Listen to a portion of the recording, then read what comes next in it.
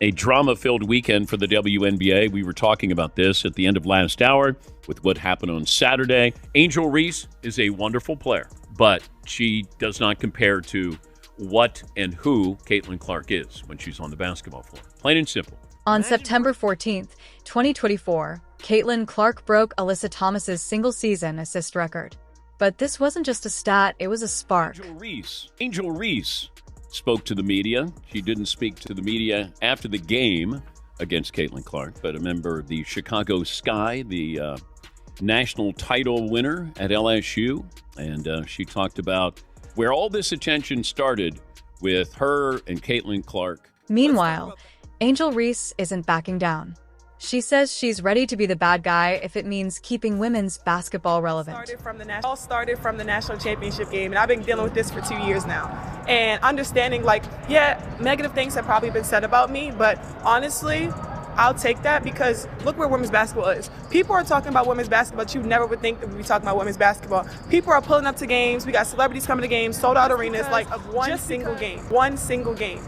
And just looking at that, I'll take that role. I'll take the bad guy role, and I'll continue to take that on and be that for my teammates. And if I want to be that, and I know I'll go down in history, I'll look back in 20 years and be like, yeah, the reason why we watching women's basketball is not just because of one person. It's because of me, too, and I want y'all to realize that. Just 2 years ago, the Indiana Fever were nearly invisible. Now, they're in the playoffs, thanks to one name, Caitlin Clark. The Indiana Fever made the playoffs. They didn't play last night, but thanks to Las Vegas with a win over Chicago and Phoenix with a win over Atlanta, the Indiana Fever have their first playoff berth since 2016. 2 years ago, their home attendance was 1,800 fans. Their average this year, home attendance, is 17,000. That's almost 10 times. And, of course, the big difference is Caitlin Clark. So why the hate? Why are WNBA legends like Sheryl Swoopes still dodging Clark's name? The answer is uncomfortable. Jealousy and fear. Swoops and how she has been a certified Caitlin Clark hater for about a year now. Up until now, she has not been able to say anything nice about Caitlin Clark, nor has she been able to even speak her name. So for this specific game against the Fever, they replaced her with another WNBA legend, Nancy Lieberman. Angel Reese fired back, insisting she's why people are watching. But is that true? Or is it pride masking pressure? These ladies, and I'm a WNBA fan. It's been good season. They cannot have this Caitlin Clark thing up any worse if they try. Veterans like Alyssa Thomas and commentators like Skip Bayless can't seem to accept that the WNBA's center of gravity just shifted hard. Reese made it clear that fans are watching women's basketball not because of, quote, one player, but because of her as well. But I think Angel Reese is jealous of Caitlin Clark. She thinks she's, the reason why this is all happening here. Every night, Twitter explodes. But the battle lines aren't just drawn between players. It's fans versus fans. Media versus media. Truth versus narrative. Started from the national championship game, and I've been dealing with this for 2 years now. And understanding, negative things have probably been said about me, but honestly, I'll take that because look where women's basketball is. People are talking about women's basketball, but you never would think that we'd be talking about women's basketball. People are pulling up to games. We got celebrities coming to games, sold out arenas, just because of one single game. And just looking at that, I'll take that role. I'll take the bad guy role, and I'll continue to take that on and be that for my teammates. And if I want to be that, and I know I'll go down in history, I'll look back in 20 years and be like, yeah, the reason why we watching women's basketball is not just because of one person. It's because of me, too, and I want y'all to realize that. Whether you love her or hate her, Caitlin Clark is forcing a long overdue conversation in women's sports. The bottom line is, since Caitlin Clark is the one here now, ride the wave. Rising tide lifts all boats, as they say.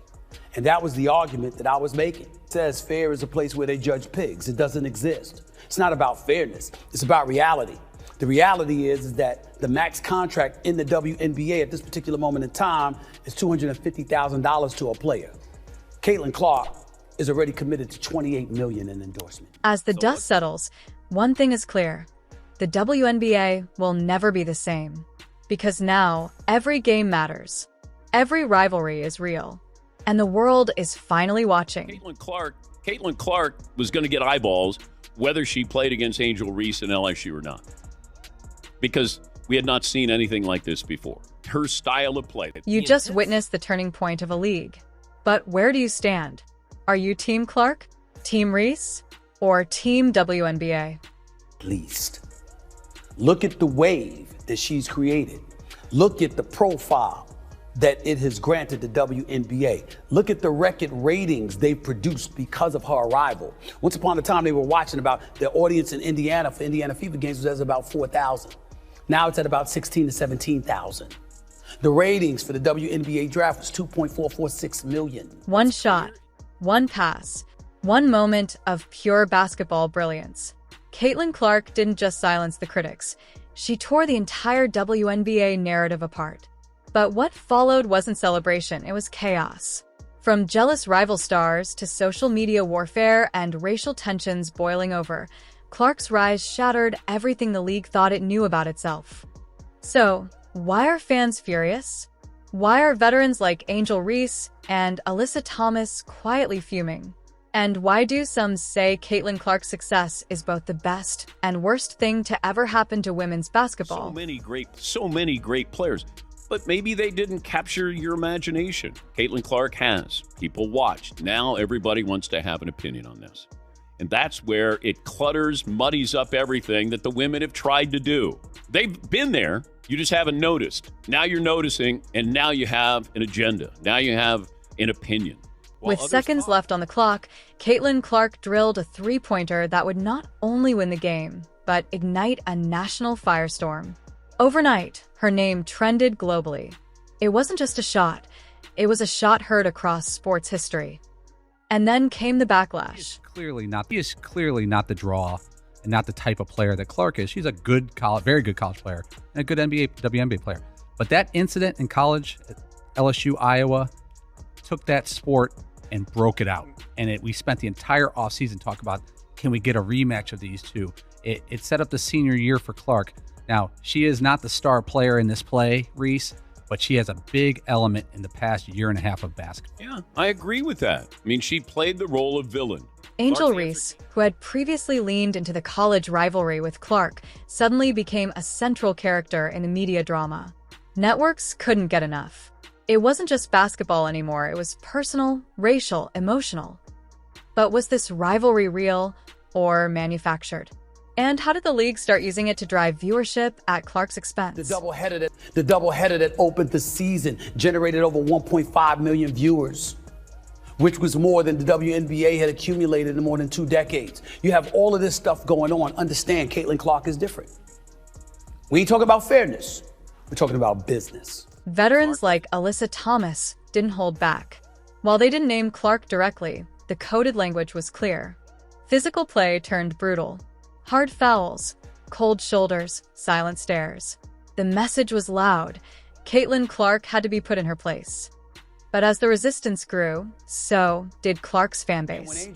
And when Angel Reese comes out and says, she ain't the only one everybody's watching, they're watching me too, they're watching others, a day later she gets ejected. But it was personal with her. I don't think it was personal with Caitlin Clark, but it was with Angel Reese. She was clearly bothered by Caitlin Clark and the attention. In just 75 games, Caitlin Clark became the fastest player in WNBA history to reach 1,000 assists, a record that took legends twice as long. Her court vision? Elite. Her passing IQ? Untouchable. But instead of praise, a new wave of criticism rolled in. She's overhyped. She's only famous because she's white. Suddenly, success wasn't enough. It became a political and cultural battleground. Tuning in to watch Angel Reese play basketball. Angel Reese against Caitlin Clark, then they'll watch that. I mean, I love having a rivalry. I said that yesterday. We don't have enough rivalries. On Twitter, the discourse turned toxic. Influencers accused the league of racial favoritism. Fans took sides. Clark was either a basketball goddess or the poster child of privilege. And caught in the crossfire, the league's already fragile identity. But while the drama played out online, Caitlin responded the only way she knew how with results. Now, the WNBA has a right. When Chicago and Indiana play, you'll watch. Like, what are the rivalries in the NBA? where you go, golly, they don't like each other. What is it? Load management and the fans. Yeah, that's the rivalry. There's no the way it used to be with Philly and the Celtics, or Celtics and the Lakers, or the Knicks against the Celtics. I mean, what is your rivalry? There is none. And I do appreciate a good rivalry. The Indiana Fever, a team that went 1-8 last season, now has a winning record. Arenas are packed. Ratings are exploding. Sponsors? Flocking. From Gatorade to Nike, Caitlin Clark is single-handedly changing the financial landscape of the WNBA. And still, she remains mostly silent. No trash talk. No Twitter wars. Just basketball. Apparently, all the accolades that Caitlin Clark is receiving is because she's white, and the jealous players who are attacking her are really the real victims here. Young girls now wear number 22 jerseys. They scream her name at every arena. Clark isn't just a player, she's a movement. A spark. A reason to believe that the WNBA is entering a new era, one built on performance, presence, and power. But with that spotlight comes a price. And Clark has learned every pass, every mistake, every foul. It's all magnified. A drama-filled weekend for the WNBA. We were talking about this at the end of last hour with what happened on Saturday with Caitlin Clark. And Caitlin Clark is going to get eyeballs, going to get clicks. So here we are with a rookie who's outshining veterans, upsetting traditions, and redefining what it means to be a star. Caitlin Clark didn't just break the mold. She broke the system. And love her or hate her, one thing is undeniable. She's forcing the WNBA to evolve faster than it ever planned. This isn't just Caitlin Clark's story. It's the story of a league being reborn and the players who must decide if they'll rise with it or be left behind. The B word there. And I think Caitlin Clark had said something similar to Kennedy Carter the previous time down the floor. So there's back and forth. Caitlin Clark is frustrated. She has not played well. Didn't play well yesterday, had 3 points. She's clearly exhausted with this schedule that they have and the frustration level. And, these women on these other teams, they don't care. They're not like us as we look at Caitlin Clark like, oh, she's the darling of college basketball. If you think this rivalry is over, think again. Next week, Angel Reese and Caitlin Clark meet on the court again, and it's already getting personal. Subscribe for exclusive breakdowns, and don't forget, in the WNBA, nothing is off limits. You gotta earn it here. You don't walk in and expect to be great, because we're not going to let you be great. And yes, are they physical? Yes. But I can guarantee you can talk to players, WNBA players, NBA players. Welcome to the league. That's why we talk about what was your welcome to the league moment. I bring it up all the time. Coming in, and we want to sing in, and we want to see what you got. But it's the coverage that is what drives this. Because normally, if this happened to Diana Taurasi, there's not coverage of that. Not like that. But you go back to when these players, there was no social media. Now, everything is a social media moment here. Everybody's got to have an opinion on this. Race is playing a role in this in some circles on social media. Oh, should she get preferential treatment? She does get. It's incredible. Incredible. What she did in college for women's basketball, what she's doing in the WNBA. She turned the Fever. We're 1-8. They have a winning record now. But the number of attention, eyeballs, she's brought to college and the pros. And for these women to have this petty jealousy, and the thing I love about her, she never says a word. And now, when I watch her, two things I like. She's playing much faster. Yeah. Much faster. She was playing too slow the first half of the season. I think she was tired. I think she was banged up from the college season. They didn't even give her the understanding, like, you girls been worded for the WNBA season. Y'all been working out on the no. She came straight out of college and had to go right to the WNBA like 2 weeks later. Her play the last month. I think she's learning to play much faster because I think she's learning to trust those girls more. Because when she's in college, she's not passing to a bunch of great players. Now you can see when she plays, she's playing a lot without the ball. She reminds me a lot of Jason Kidd. This is a phenomenon. Caitlin Clark is a phenomenon. And if I said to any of these people who think Caitlin Clark is not the Rookie of the Year, I'd say, who would you want to start your franchise with? Now, I'm not going to put Asia Wilson in there. I'm just saying between these two. Angel Reese is a wonderful player, but she does not compare to what and who Caitlin Clark is when she's on the basketball floor. Plain and simple. Ladies who I love and respect their game, they couldn't have fucked this thing up any worse. Because we have talked, and talking about Asia. Asia Wilson's the best woman player in the world right now. She's incredible. Connecticut Sun's having a great year. The Minnesota Lynx is having a great year. There's been so much negativity, and a lot of it is just petty jealousness.